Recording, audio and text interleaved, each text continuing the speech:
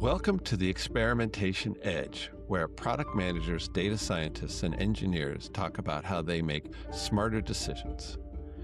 I'm Ashley Stirrup, the Chief Marketing Officer for Growthbook, and in each episode, I'll sit down with an executive to unpack how they use experimentation and A/B testing to make better decisions. This show is sponsored by Growthbook, the open source experimentation platform leader.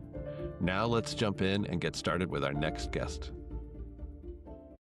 We're excited today to have Aleks, the Chief Product and Technology Officer for Typeform with us. And I'm especially excited about having Typeform on because they work with over 150,000 companies to collect over 500 million responses every year. And that information is just so valuable in terms of learning about customers and their usage of products and all that, it's really complementary.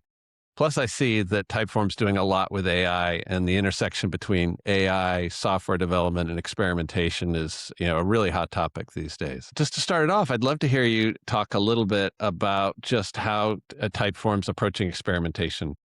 Yeah, absolutely. So Typeform is taking experimentation to a whole nother level in terms of rigor. Experimentation, and I know people typically in the software development lifecycle will think about experimentation just as almost an A/B test within the product experience that you're basically turning on or off for different customers you have in the platform. But we think of it more broadly. So it would be more akin to kind of medical experimentation, right? Where you're doing literature reviews for what is known or not known in the tech development space. And you're doing sort of in vitro testing. So user tests, understanding other pain points, needs to figure out whether there's real problem spaces or opportunities that exist. And then you're doing simulated research, right? So this is where you're going to go into animal trials in a similar type of structure where you're leveraging populations that look like yours, but reduce risk dramatically rather than going straight to your own customers to see if there's something there in terms of the stimuli that you're going to put in front of those consumers.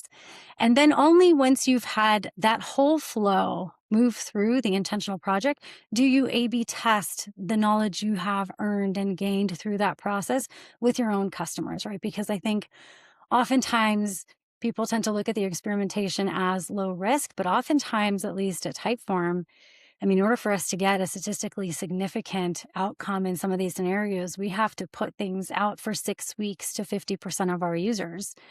And that is a big impact, right? If things are not going well, and could have a revenue impacting quarter if we really missed the mark on some of these things. And so it's really important to us to have extreme rigor in the end-to-end process.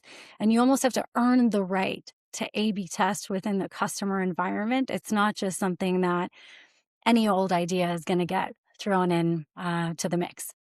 Wow, that's pretty amazing. Yeah, that all makes a lot of sense. It was really transformational for me when I learned that 80% of the things that people A/B test fail, and so the more you can do beforehand makes a ton of sense to go ahead and do that. And maybe just to start off the questions, what was one of the most challenging product decisions your team faced in the last year? Oh, this is a great one. We've had a couple. One of the hardest ones was adjusting pricing and packaging while repositioning Typeform from just a forms tool, which is what most people know us as, to an AI engagement platform. And so one of the internal taglines we like to use is from forms to flows. People come for the forms and then they stay for the flows, right? And those workflows that they can put in to place. So we knew that we had to raise prices given all the new capabilities that we were putting in the platform to really continue to push forward that innovation on behalf of our customers, but it would likely reduce new business conversion. And so the real question was whether that higher revenue quality would offset the lower volume. And so we modeled it and we did A/B testing within the pricing and packaging page as well. And in the first 17 days after launch, we saw a 15% drop in new business count, but a 32% increase in ASP. And that was really impactful, right? So overall, from a revenue standpoint, positive. The other piece that was really interesting is the way that we had structured the pricing change was we increased the monthly prices, but we also increased the annual discount so that people could keep their pricing if they commit to a longer term engagement with Typeform, right? We don't want to artificially punish folks for getting, long-term value at a Typeform. And so we were able to drive a 25% increase in our annual attach rate, which is one of the most stubborn metrics to move. At least for us, it has been. And so that has been a really, really interesting experiment that, really drove those insights around, okay, we're starting to get the hang of if we move these things in intentional ways, is it going to have the impact, in production that we would expect or that we have learned from some of our simulated tests. And this was definitely one we simulated way before we ever put it into production for sure. So it was one of those great examples. The other one I would say is Typeform AI. We built Typeform AI to help people go from spending hours to days building a form, getting it reviewed and approved into a co-pilot of sorts that could work alongside you. And if it understands your context and who you are and what you're trying to get out of the platform, it should generate a ready to go form for you within minutes, right? And then it's your choice to decide, does it meet all of your needs? Do you have certain tweaks and changes that you need to make? And we were deliberating internally, do we need to charge more for this? Or is this something that we should use as an activation lever to help people get kind of across that hump and get to a published form faster? And we put it in, we've been watching it for the last few months, hoping that the activation and the conversion would increase and, testing it out pretty dramatically across our cohorts. And we're seeing increases both in activation speed. I mean, it doubled our activation metrics just by putting that tool in place. And it has had a material impact on conversion as well, increasing speed to conversion. So our 1-day conversion increased dramatically for people who are exposed to, but we still only have 40% of people using it, right? And so there's still a decent population that's not necessarily using it. And so there's adoption and enablement tools that we can put in place that we're working on next. Those would be two that we really wrestled with over the last few months for sure. Yeah. Wow. Those are both amazing examples. Pricing is obviously one that is so strategic that you have to be super careful about it. And obviously, there's a short term impact and then there's the long term impact. As you look back on the work you did there, are there any lessons learned, things you would have done differently if you could go back and do it again? I think that we would have probably put in place on the Typeform AI side. On the pricing and packaging side, I don't think so, because pricing and packaging is really just there's some flexibility you have on the R&D side, right? But ultimately, there's real constraints around business need and operations, et cetera. And so, it's harder to maintain profitability of the product line and sustain an innovative R&D system without, increasing prices every once in a while. And we haven't taken a price increase at Typeform for the last 5 years. So we've been avoiding this for a long time, right? So it was well overdue, especially with the volume of product we have shipped into the core experiences. So I feel good. I feel good about the way that we handled that one.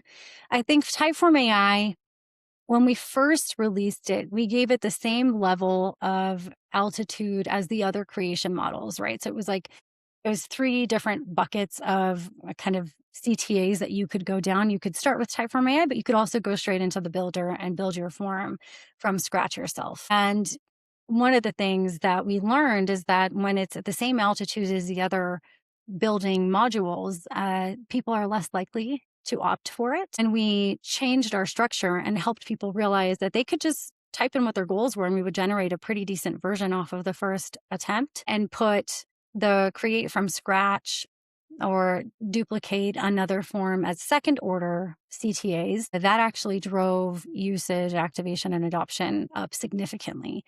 And so if I could go back in time, I would probably have pulled that lever sooner and gotten us an even faster kind of adoption curve. But overall, I think the team moves really quickly and looks at the data consistently and makes decisions fast, right? As fast as they possibly can from opportunities like this. And so, hindsight is Yeah. Right. Yeah, that makes a lot of sense. Yeah, one interesting thing with AI is that we're seeing a number of our customers go pretty deep on testing the LLMs and like which version should they use? Do they want something faster or more powerful? Which prompt is going to generate the best results? Have you been doing A/B testing at that level? We have a really powerful data engineering organization that configures the models that we use within the platform with intense oversight and a lot of testing on their end in terms of the output, the observability, the validation, the latency, the speed, the quality, etc. And so they are constantly testing all of the models. I think at some point, once we feel like we have a good enough baseline of high quality levers within a series of models. We want to make sure that the customer output comes in as well. But right now, our data engineering team is really rigorously testing the quality and the output to make sure that our customers get the best possible experience from Typeform AI. Because I'm sure, as you know, Ashley, the tricky part about new capabilities like this is that you lose momentum if somebody has a negative experience early on, right? I mean, I think about my own customer journey in several domains. And if the first experience is not great, which is, I think, one of the risks of following the MVP approach, right? Especially if you define MVP as minimum viable. Maybe it gets the job done okay, but you're not really fully satisfied. It didn't blow you out of the water and you think you can still do better. The likelihood you're going to try that again in 3 to 6 months is low unless you hear somebody else raving about it or you have a materially different experience that's going to make you second guess the decisions that you ultimately made. And so for me, the quality bar of what we push out into live product is extremely high. It needs to be extremely high because sometimes you get a chance to influence people's perspectives and opinions once. And then once you've lost that, you're probably 6 to 8 months away from them trying it again, maybe longer in some instances. And you have to have some really compelling evidence that they should. And I think the tech industry as a whole would probably benefit from taking a more judicious approach to that. Yeah. Well, the crazy thing, with AI is that it's just so unpredictable. I mean, I have customers telling me that from day to day, they see different results, and then slight variations in prompts can generate different results. And so you really have to test at scale to know, what's going to work and what's not. So it's a fascinating part of the experimentation world. Has there been an experiment that you've done recently that caused you and your team to kind of change direction on something? Absolutely. We've had several. We've had quite a few. So one of the experiments that we've done is we were gating video to one of our higher priced tiers, and leveraging paywalls to help people kind of discover what the capabilities were. They could try it, but they can't necessarily deploy it within a form with any real intention. And realized that there was quite a bit of demand in lower tiers for video, and that people were needing that capability even in use cases where the features of our highest tier weren't necessarily relevant to them. And so in instances like that, we moved that capability down into the other plans, and test that out, right? And see what that does for our conversion and our customer satisfaction on that other plan type, and are we cannibalizing any of that revenue, et cetera. And in this case, it was a success story because the people that still needed that most premium plan, there were enough features there that were differentiating that plan from the others that still maintained the interest and the conversions into that plan, but it actually expanded our talent plan and our business plans, right? Because in those instances, you could use video in ways that maybe weren't just customer use case focused, and could be more internal or more talent oriented. And so we were able to roll that value down intentionally with feedback from customers for sure. Yeah, that's really interesting with the product manager hat on. I would imagine that there's certain use cases where it's like, oh, I would love to have video. So for sure in the whole talent process, right? The more you can, seem human and all that's very logical. I could see in others where people might be a little nervous about, do I really want to put video in? Is this going to hurt the response rates and all that? Is that something that you tested out with customers? Is whether video, including video, increase the percentage of people that responded? Absolutely. And not only just the percentage of people that respond, because I think our recommendations based on helping our customers A/B test forms even is to create optionality because sometimes people are not in a place where they can realistically respond with video. Maybe just voice is enough for them. You get more context, but you don't get the entire context, etc.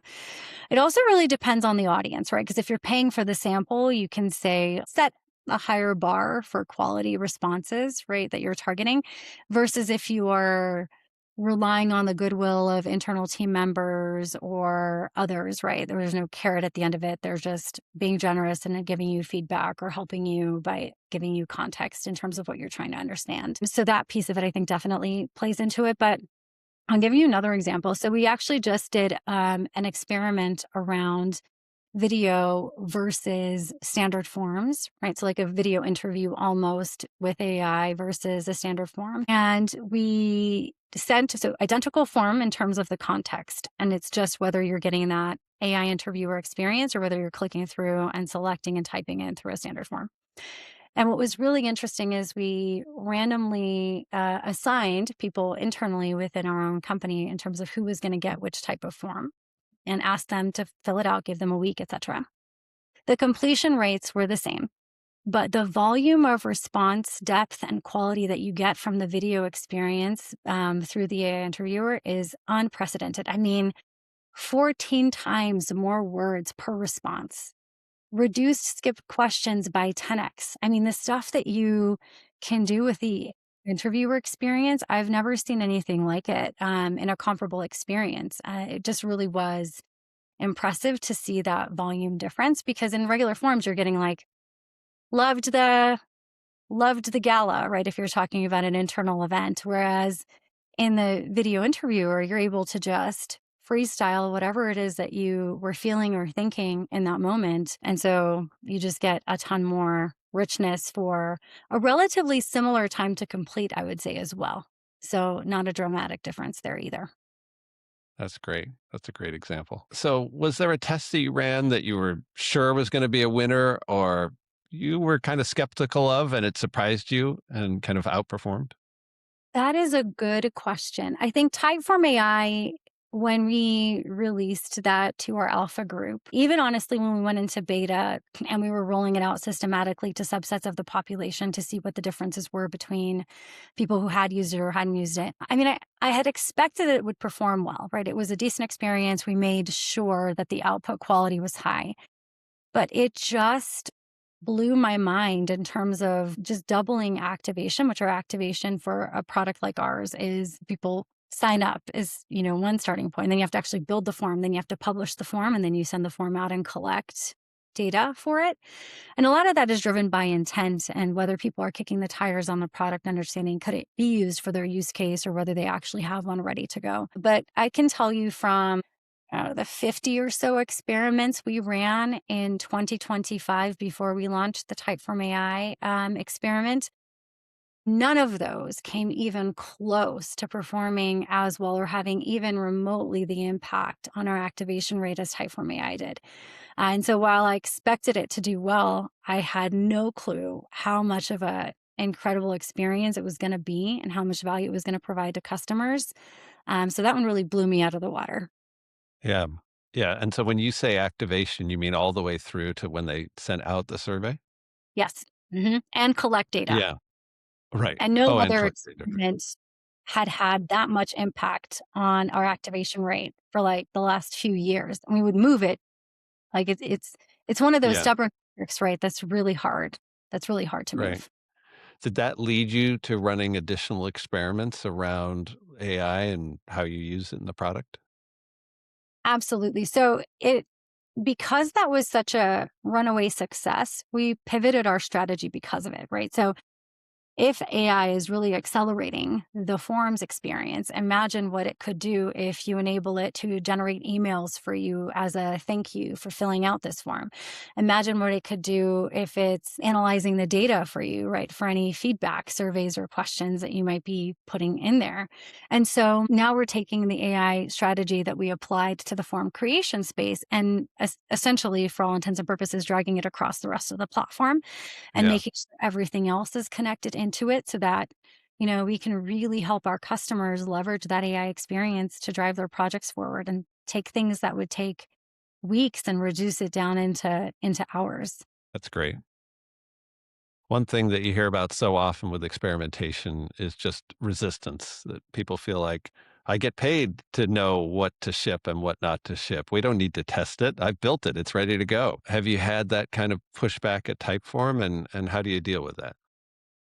Yes, absolutely. I think Typeform is a very unique place where there's two simultaneous things happening. One is a desire for being data driven, regardless of the source that the data drivenness is coming from, right? So we leverage research a ton, we leverage experimentation, we leverage competitive intel and things like that to help inform and drive our strategy, usage data, etc. But there was an also a resistance to being confined to a process. And unfortunately, with or fortunately, depending on how you how you look at it, experimentation is a very important skill set, right? You can do an experiment incorrectly. And if you do an experiment incorrectly, your learnings are essentially invalidated. You don't actually have learnings. You have errors in the experiment that you have to run again. And so I would say there was a moment in Typeform's history where the experiments were not efficient. They were not set up with the right quality. And I would honestly suspect that lots of tech companies are in this space, right? Because the domain expertise for running a good experiment are not applied equally well everywhere, right? And there's a lot of assumptions that come out of this is what I can say about the data versus not. And I see people leaning over that all the time. And it takes a lot of intention and care to make sure that you set the tone for the team. That's like you actually don't have data that supports this point. You can't make this claim. You can say this is an opinion, and that's totally fine. But the data is not supportive of the point that you're trying to make here because you're leaning over where the data and experiment landed you. Even simple things like I'll give you a good example of something that puts into question certain things. So, like we would have experiments where we were manipulating multiple variables in two executions, and so then if one wins, you actually don't know why because you changed three things, not one thing, right? And so, Right. from experimentation best practices, that's not ideal. And so, getting the team to a clear understanding of you cannot change more than one thing at a time if you want to understand what works or not. And you have to provide the right time to get, it takes longer for smaller effect sizes than it does for larger effect sizes, right? So you need to understand that the time for an experiment to be live is variable depending on what you're trying to observe. And I'll give you another example of where I think there were opportunities for refinement of the standards of experimentation when you think about what dependent variable you're manipulating, right? If it's a rare occurrence, like in our instance, a conversion, right? Applying it at the user level and not the account level is not always super helpful, right? Because then you have two different users who may both be involved in the conversion decision, seeing two different stimuli. So now you've washed out any effect that you might actually have on that experiment. And so it's things like that that I think over time were more the issues. And I think people in product management, in design, in data, in engineering who have worked in R&D organizations, where experimentation is valuable and important, feel like they have earned skills that allow them to do experimentation. And I love that and I encourage that. But I think there are always new things on the horizon in terms of experimentation and what works and what doesn't. And in this kind of an applied space, it is a little bit different. And sometimes the level of detail and the level of rigor that you have to have is higher than I think in certain domains may be the case. And so it's important to just make sure you're sanity checking and validating. And so for our experimentation process, we have a cross functional team. It's not just PMs and designers that are setting up these experiments, right? On their own, there is a fully fleshed out process. They are submitting experimental designs for a review by our research team and our data team, who then provide feedback, ask questions, etc. And then we'll help set that experiment up so that we can both make sure that the experiment is clean and we will trust the results at the end of it, but also they get support in being able to interpret it so that they don't lean over what they can actually say or what they have learned out of that experiment with the data that they're generating. Yeah. Wow. You covered a lot there. One of the things that I see with a lot of companies sounds like you're addressing is the fact that everybody's doing experimentation slightly differently. So having that kind of standard process hopefully means that you're measuring things the same way. And so then you can actually look across experiments and start to get that kind of, kind of build on learning from one test to the next to the next. So that's exciting. I love that point, Ashley. Can I tell you my pet peeve about what I've noticed about experimentation culture and most, maybe I shouldn't say most, in some R&D organizations? My pet peeve is that experiments are run, to your point, differently, team by team. And then, so there's questions about accuracy across the board, right? Because some are right and some are wrong. And you're mixing the two of them together when you're looking at it in aggregate. Then the next thing that happens is, especially if they're leaning over the data, right? And kind of making interpretations that are not necessarily supported, those things then become company like codified within the company culture and the learnings, which then adds to this like series of misinterpretation and misalignment of knowledge.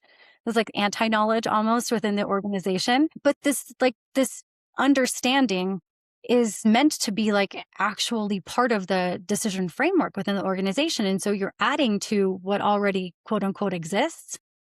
But the problem is that it's wrong in a lot of instances, right? It's either unsubstantiated by the data or the execution was compromised, right? So and if you talk to my team, they would probably tell you the same is you cannot try one execution of something and say you learned something about that category or that variable.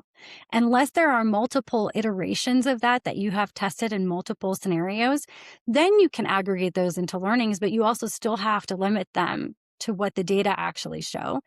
And so we had to clean out a lot of those assumptions and that anti-knowledge that existed within the organization to say, these are not known facts. These are beliefs. These are hypotheses that we still have not validated or invalidated fully within the tests that we have done. And so we have to remove them from our base awareness or our operating rhythm. And I think too many companies stack too many of these non-facts into beliefs within their organization, and that prevents actual progress and growth just as much as a lack of ambition or speed or execution or something else might. And so I think it's a really important thing to be aware of and to invest in as far as experimental culture, to both just not make sure that your processes and your systems are aligned and clear and consistent, but also to make sure that you're checking yourself and your team in terms of what the learnings are, right? And that people aren't just running away with maybe an one-off kind of experiment outcome that they've now taken as fact, but only works in a very small subset of the space. You covered a lot there. Particularly, I think a key point you were making there is really around humility. That Yes. it's such a mindset shift to say 8 out of the 10 things I'm about to ship are going to fail. And if you go in with that mindset, then you're much more humble. You don't know what's going to be the winner or the loser, and you're really looking for the data to lead you. And it's so easy to have this concept of anti-knowledge. I love those. I'm going to use that because I love that term. There was a great example with Microsoft Bing where in the UK they ran a test where they opened up additional pop-up windows, and they were really opposed to the idea, but they eventually tested it. It turned out to be a huge home run. But it took another year and a half before the team in the US actually ran the same test. They were like, oh no, Europe must be different. This can't possibly lead to this kind of benefit. And such a great example of where anti-knowledge blocked a huge win for a long period of time for a company. Well, this has been a great conversation. As your kind of your parting advice, is there any piece of advice you'd give to other product and technology leaders looking to leverage experimentation to get a competitive edge? I think absolutely do it, but invest in the process, the tools, and clear understanding of what experimentation needs to look like at your organization. I think changing culture in an organization is hard, right? So, like Typeform is very pro experimentation, it's just anti process, right? Yeah. Trying to change the process of experimentation, or experimentation is valued with a population of folks that think that they shouldn't have to follow a process, that they know what they're doing, and bringing that awareness about that actually there's better ways to do this and it will support them and their, learnings and executions and not just slow them down, I think is is an opportunity, and others probably will face similar resistance as they try to put in place infrastructure or processes to drive additional experimentation. The one thing that I would say is visibility is important, right? Shining a positive light on the things you want to see repeat in your system is critical and important. So having those examples of folks that are doing it the way that you want, that are leaning in, that are investing in that quality and being able to spotlight them in front of the organization so that they can feel motivation to do similar things, I think is definitely a lever to overcome some of that resistance. And I would say the other lever to overcome the resistance is, I think often, and I do this too, I think it's hard not to do this from time to time in leadership, is you make assumptions about why. Oh, that person just hates process, right? Or they just don't want to do this experimentation. And it's often something different than what you assume. And so going into that situation with curiosity to understand what are the real barriers here? What is the real blocker? And focusing on that rather than just coming in with force and assuming you understand why they don't want to do the thing to do is definitely an opportunity. And so those would be the two levers I would say to lean into is reward the behaviors you want to see repeat and listen with empathy to the challenges or the blockers that folks are experiencing as you try to bring your organization closer to the learnings and the benefits that experimentation programs can have for a business. Yeah, those are both excellent. Especially love that when you kind of layer it on top of this, what we were just talking about, the fact that 80% lose. So if you can shine a positive light on losers and say, okay, how do we learn from these? How do we make this, additive to the company and the culture? That can be a huge impact. So, well, thank you so much for joining us today. This has been a fabulous podcast, and I'm really looking forward to sharing this with the world. Thank you so much, Ashley. Appreciate the time. Thanks for tuning in. If you enjoyed this conversation, please support our channel by hitting the like button and subscribing. Better yet, share the episode with a friend. I'm Ashley Stirrup with Growth Book. We'll see you next time on the Experimentation Edge.